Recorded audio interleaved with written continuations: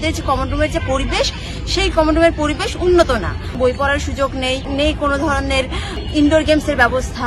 ওয়াশরুমগুলো সেগুলো তো পরিবেশ নাই বলি, মানে খুবই খারাপ অবস্থা। আসন্ন ডাকসু নির্বাচনে আমাকে ভোট দিন কমন রুম, রিডিং রুম ও ক্যাফেটেরিয়া সম্পাদক পদে 11 নম্বর ব্যালটে সুরমি চাকমাকে।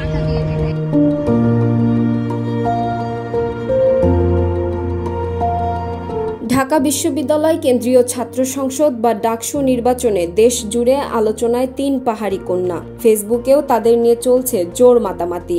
পাহাড়িদের পাশাপাশি বাঙালি শিক্ষার্থীরাও শুভ কামনা জানিয়েছেন নির্বাচনে অংশ নেওয়া এই 3 পাহাড়ি কন্যাকে। বলেছেন, ধর্ম, বর্ণ বা রাজনৈতিক মত নির্বিশেষে সকলের অংশগ্রহণই ডাকসুকে আরও গণতান্ত্রিক করে তুলছে।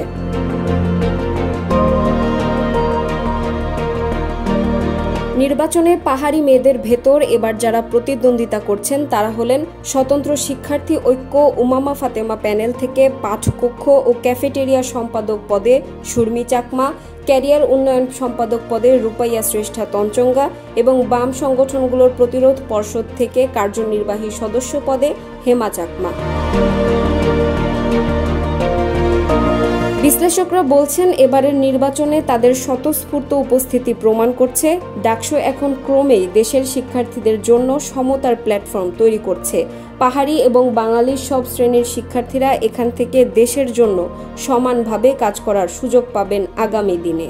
খোঁজ নিয়ে জানা গেছে, মোট 10টি প্যানেল ও কয়েকজন স্বতন্ত্র প্রার্থীর মধ্যে অন্তত 4টি প্যানেলে দেখা গেছে ক্ষুদ্র নৃগোষ্ঠী ও উপজাতি শিক্ষার্থীদের উপস্থিতি।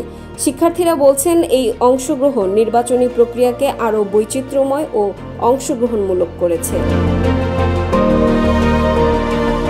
এদিকে নির্বাচনে ক্ষুদ্র নৃগোষ্ঠী ও উপজাতি প্রার্থীদের জয়লাভের সম্ভাবনা কতটুকু তা নিয়ে এখনই কিছু বলছেন না ঢাকা বিশ্ববিদ্যালয়ের শিক্ষার্থীরা। তারা জানিয়েছেন, যেসব বিষয়কে প্রাধান্য দেওয়া হচ্ছে এবারের ভোটে তা নিয়ে সবার ভেতরেই চলছে আলোচনা।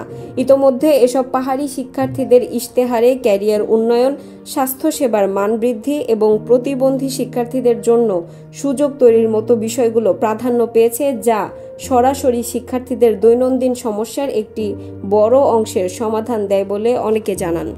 সচেতন ভোটাররা মনে করছেন, বড় প্যানেলগুলোর মধ্যে ভোট বিভাজন হলে এই প্রার্থীরা অল্প সংখ্যক কিন্তু নির্দিষ্ট গোষ্ঠীর সমর্থন নিয়েই জয়লাভের সুযোগ পেতে পারেন।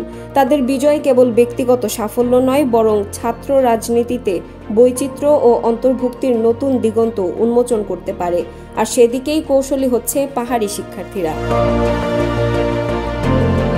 নির্বাচনে অংশ নেওয়া ঢাকা বিশ্ববিদ্যালয়ের গণযোগাযোগ ও সাংবাদিকতা বিভাগের শিক্ষার্থী রূপাইয়া শ্রেষ্ঠা তঞ্চঙ্গার বাড়ি রাঙ্গামাটির রাজস্থলী উপজেলায়।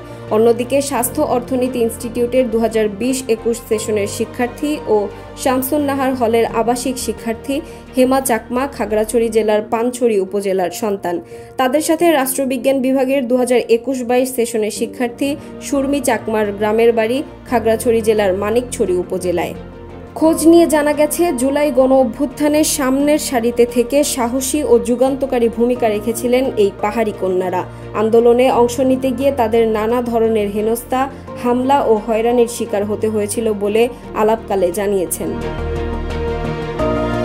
তবে কোনো গোষ্ঠী কিংবা সম্প্রদায় নয়, দল, মত, বর্ণ নির্বিশেষে সাধারণ শিক্ষার্থীদের মানোন্নয়নে যারা আগামীতে কাজ করবেন কিংবা যারা পাশে থাকতে প্রতিশ্রুতিবদ্ধ, ডাকসু নির্বাচনে কেবল তাদেরই বেছে নেবেন ভোটাররা, এমনটাই জানিয়েছেন সবাই।